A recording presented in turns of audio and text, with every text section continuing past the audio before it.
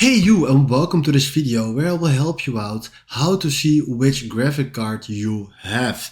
And this is quite simple. First of all, we go left in the bottom, and then from here we click here on settings.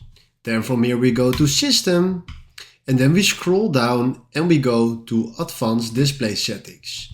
Then right here I have two displays that I'm using, or monitors, and I want to use display 1, that is my main monitor.